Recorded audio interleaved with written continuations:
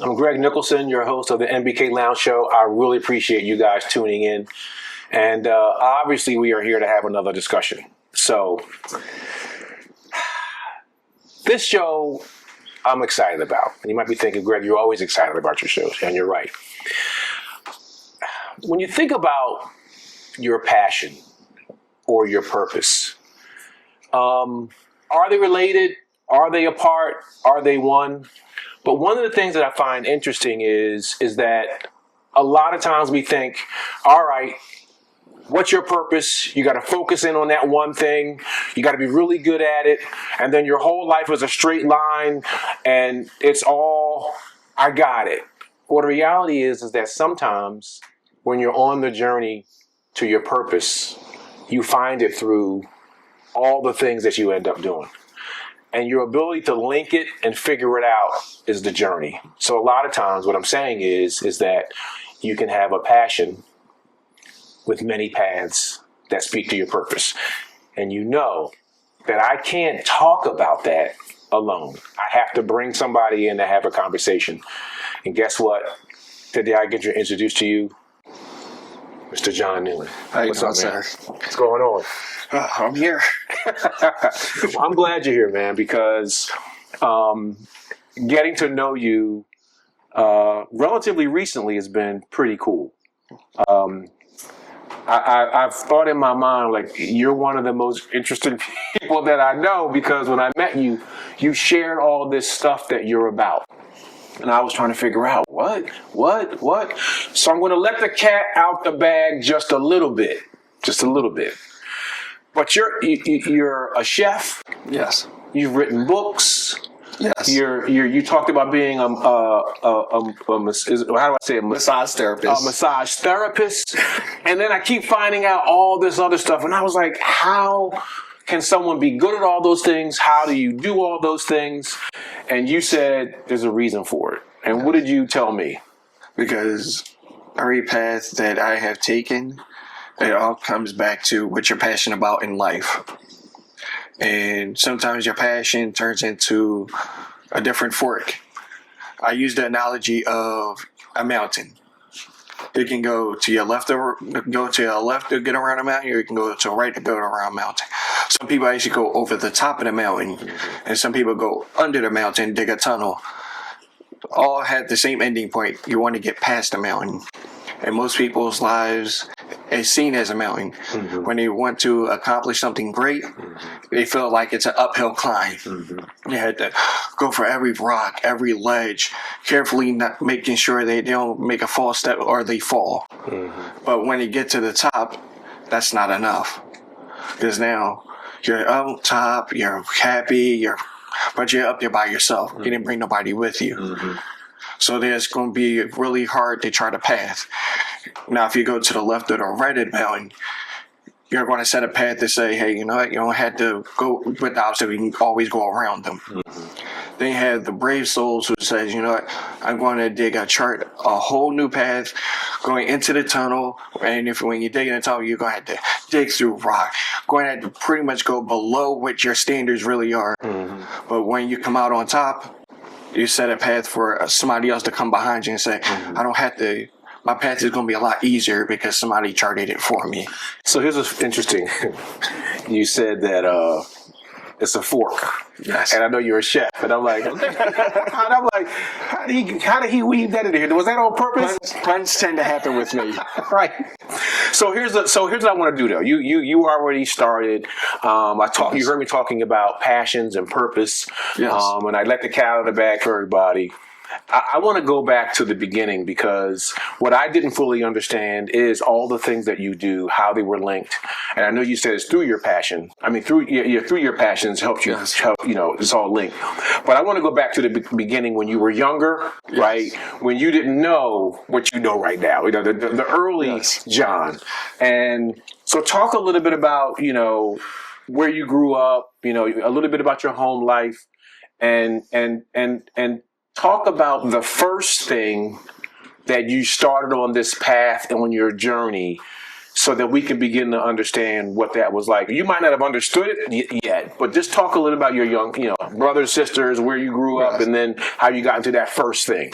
Well, from Philadelphia, born and raised.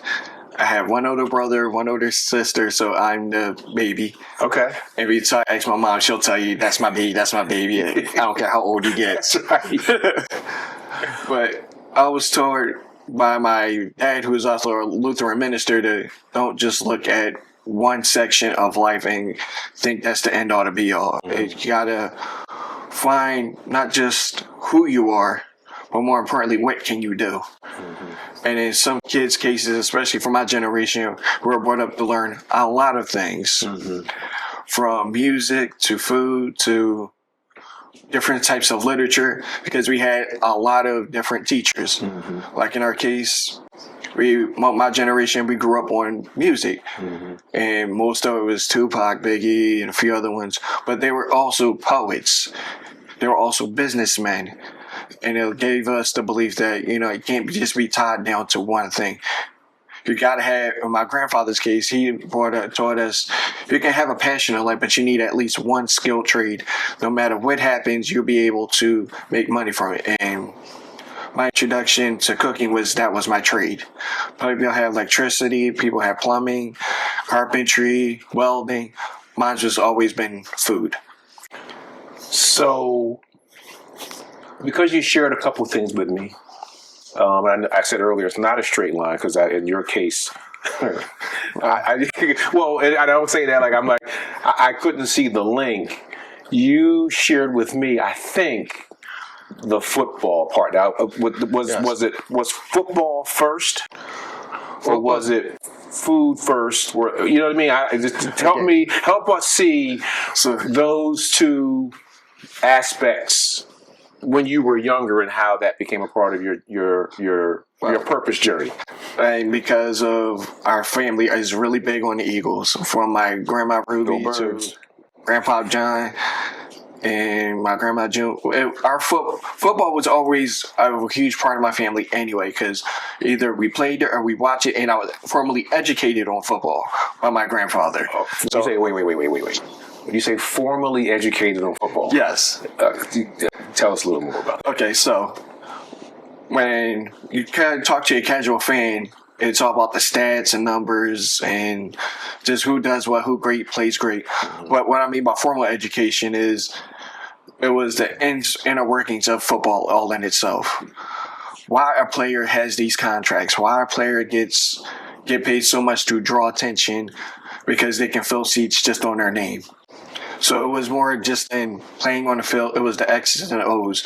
Why did a play run this way? Why did a coach call a formation that goes against the grain? Like, I understood formations. Instead of getting bedtime stories like Jack and the Beanstalk and the Three Bears, I got football stories. One of my favorite stories was from my grandpa, who taught me the legend of Steve Van Buren. And it was I believe it was 1947 or 48. And it was played in South Philadelphia, played at Philadelphia Municipal Stadium. And he actually he was sitting at home because it was a snowstorm, so he didn't even know, Steve Van Buren didn't even know they was going to even play the game. Right. So when he got the phone call and said, hey, we're playing today, he hopped on 3 buses and took the train all the way. Steve Van Buren, the quarterback of the Philadelphia Eagles. Running back, but yes. Running back. Yes, he was home. And I'm an Eagle fan. He was literally sitting. Formal education fan. So legend has it that he was actually sitting at home eating soup.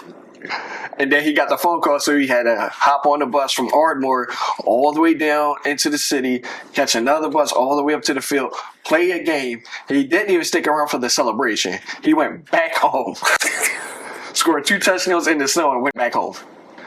And it was amazing. So I got football stories like that. So it sounds like you learned about the X's and O's, the coaching aspect of it, the player aspect of it. You got into the stats and stuff, but you also understood the business. I mean, at least you were taught about the total thing of football. So that formal education, like that angle of football, actually, from my understanding, was how you actually got into football. Didn't you play? Yes. You played football too. Yes. So talk a little bit about that. So played for basketball for a year well, two separate entities. Freshman year and my sophomore year, because in high school, your sophomore and junior year were the roughest times. So, but we played it against some real stiff competition, especially Frankfurt, Dobbins, when they were powerhouses at the time. And I had a guy, his name was Hassan Ashmore. He actually caught the winning touchdown, the game breaker. It was a 77-yard in the mud. You guys went to the championship? Yes. Okay, I didn't know that. Public league championship. So that opened the doors for me to say, you know, I can really do this. But as we just talked about, we have different passions, and the passion for the family was go to the Army. Everybody went to the Army. Go to the Army. So went that route, but football stayed with me. But during my travels, going on my own from the Army to Chicago, Delaware, back to Chicago, I learned that football is great, but it's my trade that's keeping me alive, that's keeping me focused, which was cooking. So my trade and my passion and my purpose were two different things. I wanted to be the best chef I can be. That was my purpose. That's what defined me. But my passion was always football. And then on certain game days, I get to exploit both of them by cooking wings and just preparing food for an entire fan base, for everybody in the house who were Chicago fans. So the big games in our houses was, I've seen a few games at Soldier Field, and I saw Donovan, to my glory and to my happiness, take down the Bears in the playoffs. I was there for that game. And I needed help getting out because they was not letting me out because I was so probably had my number 5 on. And But you told one of the things that you shared with me though was when you played football. Yes. You said that, and you're now talking about the cooking part, but you mentioned the link to nutrition when you played, right? So I want to make sure that we don't go too fast because I want people to see how this sport that you knew a lot about, you played in high school. I think didn't you play a little bit beyond high school? Yes. Okay, so let's go to that. Yes. Too, but because you really were a football person. Yes. In the stands, at home, and on the field, right? So that truly was a passion of yours, and you said it stayed with you. So talk a little bit about how that helped you move to cooking. Okay, so when I first started in high school, I was 150 pounds. But then I realized, like, in order for me to really play with the bigger kids and play with the and be able to take the abuse, I had to get bigger. And of course, what position did you play? Safety, and I played nickelback, so I took a lot of abuse. Like when Coach Murphy says they run in a toss, I am taking out the guard. So that means the linebackers can get to the running back. I took a lot of abuse. So you realized you had to get bigger. Yes. Okay. So, and of course there was the steroid things and all that, but I wanted to do it naturally. So what I found was the right foods that will help me bulk up the right way. So I ended up using my mom, introduced me to more seafood salads, cooking for my own self, cooking beef, steak, and salmon. And those were key figures into helping me grow and develop. Not to mention genetics finally kicked in and puberty kicked in. I was a late bloomer. So I started high school at 150. By the time football season started, I was 195. So I put on 40. I literally was working hard, eating right, running. Plus I ran track too. So it helped streamline my physique. So I was able to do a lot more. Got into heavier lifting. And then, of course, just like with all teenage boys, they see one kid and they see a girl walk into the locker room. Oh, I can do that. Oh, I can do that. And it was also the age of wrestlers too, because I'm a big wrestling fan too. You gotta have the physique, and people would like to see that. So I worked on the abs, worked on the arms. Literally, my whole persona became looking good, so I can be able to take the abuse of football all in itself. And so the reason why I wanted to take a step back, because in your mind, for you, there's today's John who can speak about being a chef, right? And someone who loves football. And we'll talk a little bit more about how the love of football even continues. So, but the whole thing that I want people to see is you were into football in many different ways. Yes. It was a passion. And on the journey to get bigger, you got into the nutrition part. Yes. And then you started cooking. Yes. And then so that was how today's John, as a chef, that's the bridge between football and you becoming a chef. You know what I mean? Yes. But before we go to the chef part, now that we understand that there's a nutritional piece here, because I want people to see there is a lot that we hear of, be good at something. Yes. And the reality is, for you have been good at multiple things because of the passions in the purpose, right? So you started cooking, then you got and to get bigger, but then your passion of football. You talked a little bit about you talked a little bit about the Army, but you talked about Penn State. Can you talk about that? Okay. Is that allowable? Yes. Okay. That's fine. All right. I want to make sure.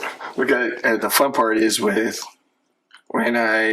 was 98, and Ardmore tends to have large events at the rec center. Mm-hmm. They called it they called it the Shack for a while. Okay. Now they're under redevelopment, and it's no longer a Shack. It's swanky now. So. Right. But they had a program where some of the local college kids used to come to and have little seminars like they do now.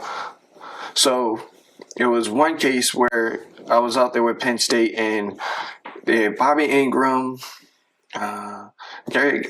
Todd Collins was throwing the football, and I felt confident in myself. I didn't know who these guys were. All I know was, hey, I'm here to show out and show up. So you were out of high school or still in high school? Still in high school. Okay. But this was senior year. Okay. But again, they have these programs, and my grandpa told me about it. He was like, well, let's go. So I lined up on Bobby Ingram, who turned around to be a great NFL pro for Chicago Bears and Seattle Seahawks. Lined up on him, and we did a 30-yard slant, basically a deep slant, and I was with him step for step. And Kerry saw me and was like, who is this kid? Right. He literally covered the field with one of our best guys. Mm-hmm. So that's when I made my mind up, like, football is going to be what I do. But with family, they have expectations because my grandpa was in the Army. My great uncles, my uncle, my sister, she's actually she was a 25-year naval vet. Mm-hmm. And I'm so proud of her. And she's actually one of my heroes. She also told me later in life, you have to chart your own path. But from that point, football, I knew I had the mindset, and I had the mind to be a pretty good player in football. Mm-hmm. And I had the physical tools to match. But you had to made a decision based on other factors where, okay, I'm going to do the Army thing, right? Yes. But football was still a passion of yours. Well, there's three things that I've always been passionate about. It was always food, and it was always cooking, football, and the occasional family. Those are my three main focuses. So when you went into the military, how did the cooking at that point in your life, did that pick up? Did you put it on the shelf? What about football? Like, again, you're identifying things that were important to you.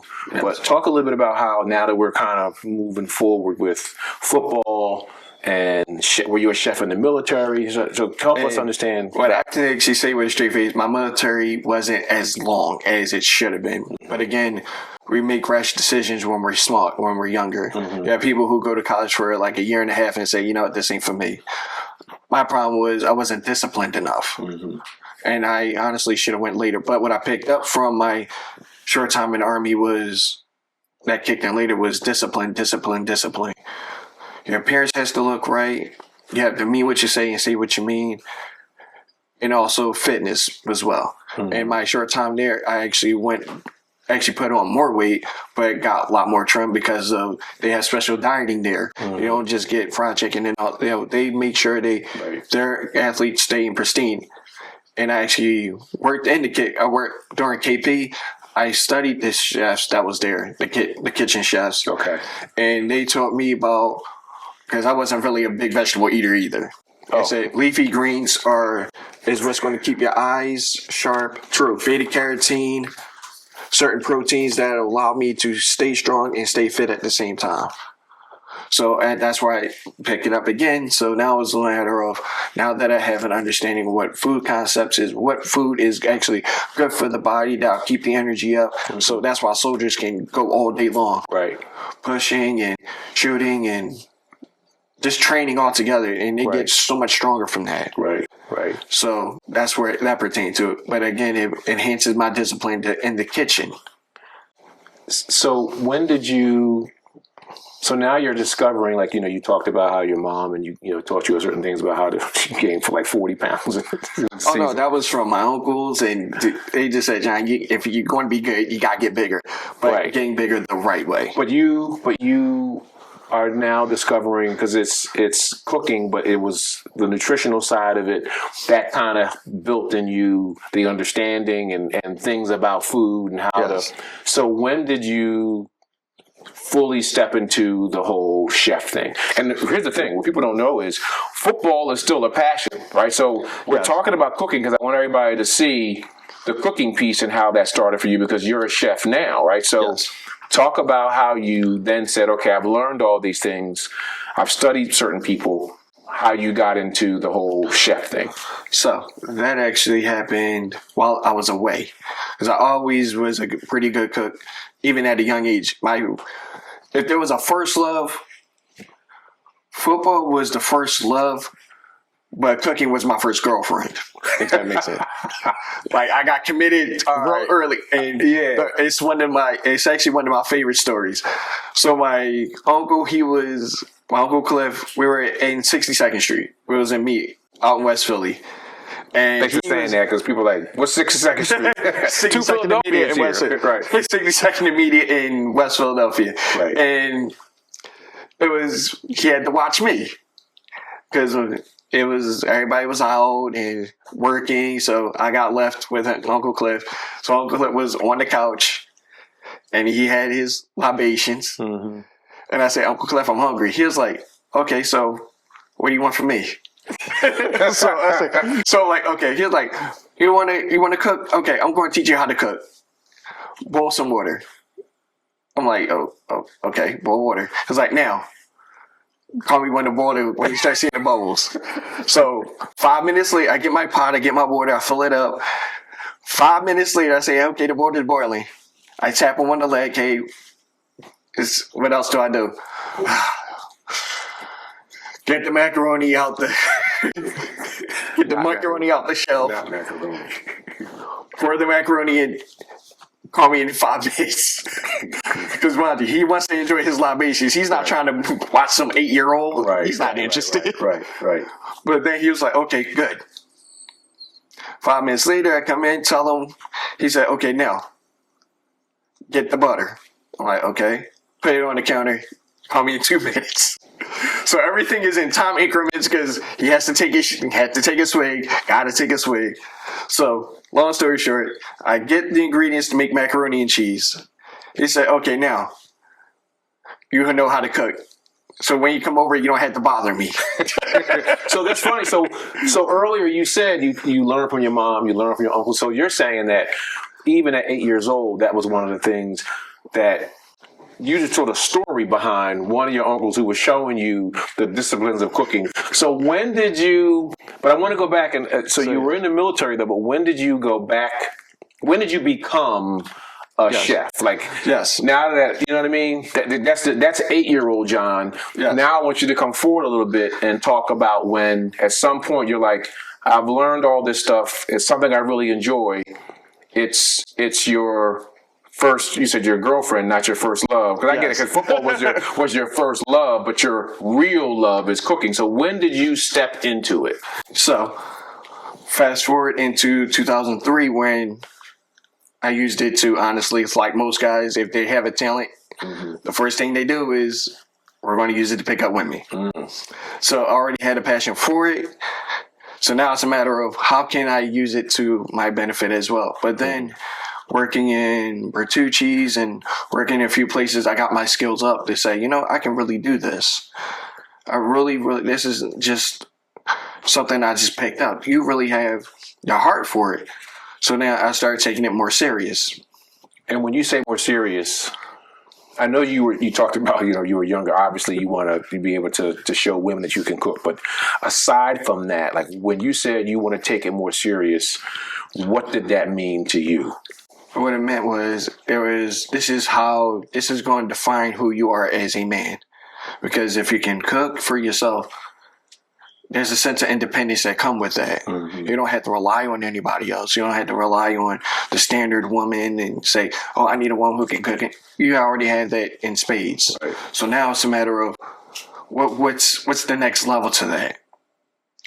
So that's when I started working more into restaurants, and then I took more chef positions, sous chef, kitchen manager. I started really taking it to heart, like that you can really do this. So then I hooked up. Well, actually, once I got married, my wife said, if you're so good, you're good at what you do, why don't you go to school for it? Get the paperwork to match the skill set. It's almost like what we talked about earlier before we got on here. I talked about my son and there are certain things you can't do unless you get formally educated. Yes. Go ahead. So from I had great Chef Bill at CCP, Chef Andre Marin. They properly schooled me. Mm-hmm. And the best part about who I am is my humbleness. If you show me that I don't know anything, I'm going to take your word for it. And they empty my cup and just say, hey, you're good at what you do, but you can be better. You can cook, but you're not a chef. Mm. You have the passion, you have great knowledge, but that's not enough. You have to embrace what you are. If you're going to be a chef, then be a chef. And when I lived in Chicago, I lived with a few Nigerians and West African people. And the one proverb they always lived by, especially, sorry, I get a little emotional about it, but it's all right. You don't have to tell a tiger they're a tiger. The world knows. Mm-hmm. They don't have to advertise and roar, I'm a tiger. You see a tiger, you already know what's going on. You get too close, it's a problem. Right. So you're in their territory and they're allowing you to be here, but tread carefully and make your way out of their territory. You don't have to tell a chef what they are. You don't have to tell a person who they are. They know. And people are just going, you don't have to advertise, I'm great. You don't have to do that. Yeah. See, because people can tell by your food. Right, that you take it seriously. Yes, and I think earlier when we were talking about the football thing, right? People are going like, "Why are you talking about football?" And then now we're talking about you being a chef, and I think people now understand how serious it is for you. Yes. Now I want to help people see how serious you are, even about football too. Yes, because that first love, not the girlfriend, the cooking, right? Which is what did football become for you such that you ended up doing what you did? And I could be more direct if you ended up writing. Yes. So that first love that you talked about, how much you learned, turned into something. So talk a little bit about that. So because now we've established the cooking. Like you're like, look, that's who I am. I need to be good at it. And it's not because I told you. It's because of the way I show up with my plate. Right? Yes. So talk about football and how that first love became some of what you've accomplished around it. So this goes back to 2015 when I figured, I have all this football knowledge. Let me just see how good my football knowledge is by hopping into the coaching.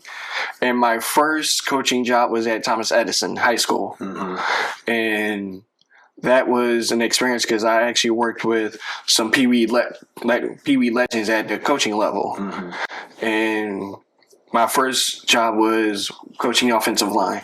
So I already had the X's and O's on how to properly block, how to slide, so I was teaching offensive linemen the fundamentals of the game without ever playing the position. That's where, again, the football passion is. If you have an acquired knowledge of what football is, you can pretty much you should be able to teach it. Right. Which is always the next level. First you do, then you teach, and then you educate. So second coaching stint was in 2016. Was at my alma mater at Massmouth, and I was there with another legendary coach. His name is Coach Derek Norris. He was with the West Oakland Raiders for years. He coached at Shout out Catholic to West League. Oakland. Yes. And he took me under his wing, and he showed me the true X's and O's of football mentality. How do you get players to respond to your teaching? Because as good as anybody is, if they don't buy into your system and buy into what you're selling them, they're not going to believe it, and then you're just wasting your time. So from under his tutelage, I worked my way up from a receivers coach, and then he gave me the responsibility of being the scout team coach. So that means I'm literally watching film and properly breaking down. So now, taking what I already know to another level. Player tendencies.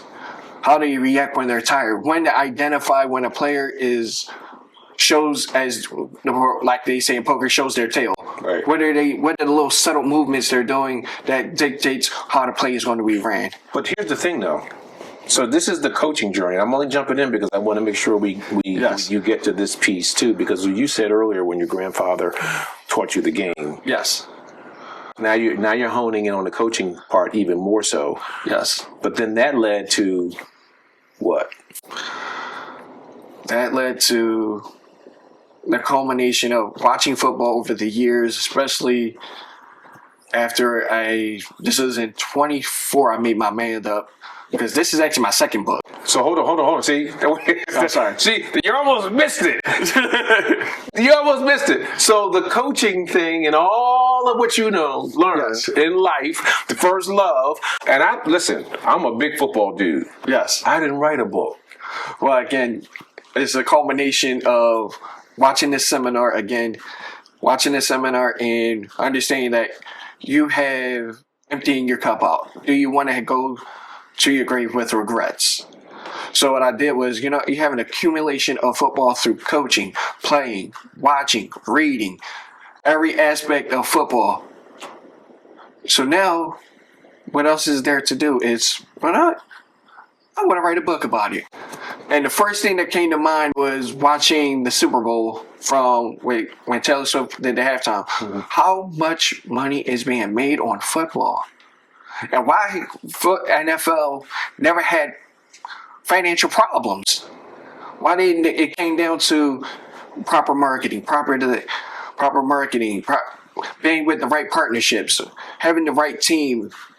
What comes with the right team, having the right GM, having the right owner. So you have all this wealth of knowledge. Why don't you just go ahead and put it into a book? So the book was more like a love letter to myself. Mm-hmm. And say, what's the name of the book? Banking on Football. Banking on Football, everybody. How can people get it? Oh, it's on the Amazon platform. There you have it.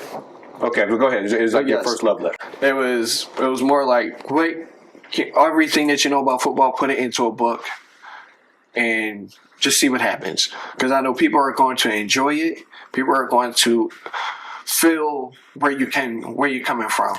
And you're exposing people to the inner workings on why the NFL got so big. And some teams actually started from humble beginnings. Like Chicago Bears in 1920, they were they got into barnstorming. So AC Stanley of Starch Company was like, hey, you know what?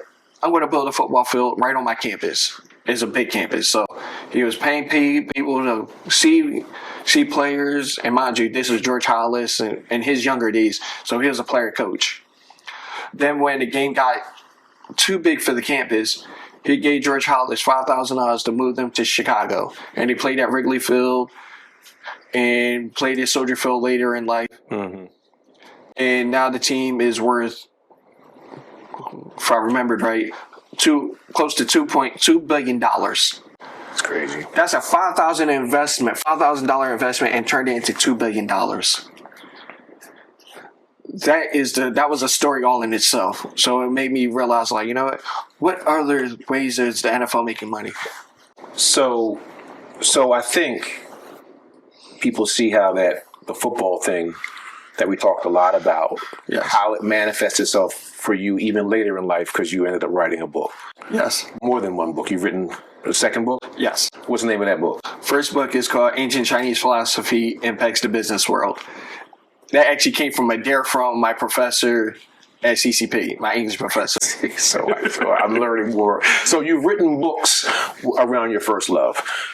Your girlfriend is cooking. Yes. You're a chef. Yes. But there's another part to it. Now so I'm helping people see that this is all based on your purpose, and your passions are are just where your purpose is playing out. Yes. But there's a final piece to it, and you've alluded to it. And what's that? Well, it gets emotional thinking about it, because again, the next step for me is always going to be, how can I become better? And I actually came across a chef named Chef Bernard Talley, big time Philly chef. And he took me under his wing, and I joined his organization. And again, he emptied my cup. It's not good enough to be a cook. It's not good enough to be a chef. You had to be able to market yourself. Go to different events and showcasing your talent with the bigger fish. And that's when I started realizing, am I good enough to swim with the big fishes? Like Chef Charlie Redding, who was one of the first black chefs in the White House. Mm. So I learned under his tutelage. Chef Graham, who runs the Marriott in New Jersey. And these guys put me under the learning tree and said, you're going to learn how to be a professional chef. And that's the difference. But there's one more thing I want you to at least mention before we just begin to land the plane, because this is my goal here today was for people to see all the things that you're about. Yes. But your purpose has been continually about being better and being really good at it, right? At those things, But now, and you talked about it, you shared your injury. We don't have to go into that. Yes. But you talked about nutrition. You talked about the nutrition part that came out of the sport. And now you're doing the cat out of the bag is a massage therapist. So, and again, this all goes back to... Here's the link. Listen. Listen. Go ahead. This all goes back to, again, my first love is football. If cooking is the girlfriend, massage therapy is the new girl. So, again, through coaching and through sports, you understand certain injuries happen and how to, again, take care of your body, certain muscles, take care of the muscles, feeding them the right energy and the right fuel to keep them going. So, as time went on, I ended up getting hurt and requiring surgery, and so I needed to relax on a few things. So playing football and coaching had to take a back seat. So I said, what else can I do? And then I was also getting worn out from cooking, and that's always going to be where I'm at. But working in kitchens and the rat race that came with that, right. I just said, I need to do something a little bit more calmer, especially with arthritis building in the hands and the knees and just wear and tear. So I decided to go back to another passion, which was massage therapy. And I used to take care of my mom's feet, hands, and just like all things, it was a little corrupt in my 20s and early 30s because it was a good way to pick up women. Now, on paper, if you have somebody who has book smarts, cooks, has an understanding who he is, great father figure, pretty decent looking. That's a pretty good package. On top of that, knows how to massage. So that's the bonus. Hey guys, that's the bonus. The bonus is, and here's the look, all the guys out there are saying, wait a minute, I'm going to take notes now, right? Yes. So here's the thing, right? Here's where I want to land the plane, and here's why. Because I think if people have been listening and watching, they see that how all these things are linked. And it's not always a straight line. There's a lot more to his story, the ups and downs. But the reality is that somehow or another, football and nutrition and the body and all of those things and being really good at it has been the journey for you to be where you are today. And I think it's about defining yourself and being good at it. And for the fellas, it's a nice resume for the women. But I'll tell you this. I'll ask you this. If there's anything that you want people to take away when it comes to your purpose and passion, what would you share with those that are watching today? Well, number one take is whatever your religious background is, it is what it is. But have and understand that there's something in the works for you. Atheists tend to follow a certain creed. Everybody has a certain path they follow. But having a higher power in your corner, whatever the entity may be called, is so important because it'll be your guiding light and it keeps you humble. And number two, I have the best support system. Of course, got mom and dad and brothers and sisters, aunts, but what truly guides me is my wife and my children. Been married for 11 years. I won her over with all 6 aspects, but it was also having an understanding that she keeps me grounded. Yeah. She doesn't let me get too high nor too low. Right. And having somebody backing you makes everything so much less complicated. And the third one is don't let your disabilities or obstacles get in the way. Because not a lot of people know this, but people are going to know now that I'm actually autistic and I'm also schizophrenic. But those is my tools. Those are my abilities that allows me to do different aspects. And while I was able to stay on one path of passion and one purpose, but it didn't define who I am. Your purpose doesn't define you. It's more an accentuation of who you are. Yeah. And it gets so much better because then you're not tied down to what I think what's the shoulda, woulda, couldas of life. Mm-hmm. You're more bound by how far can you push yourself. In fact, one of my favorite wrestlers, Tully Blanchard, he actually had one quote that stuck with me since I first heard it on TBS in 1987.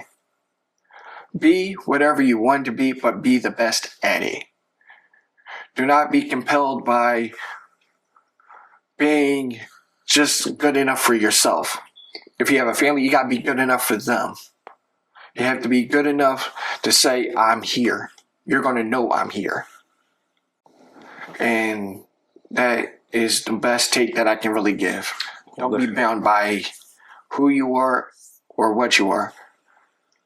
Let the latter be your guide and let your purpose be the final word to who you are. Well, listen, man.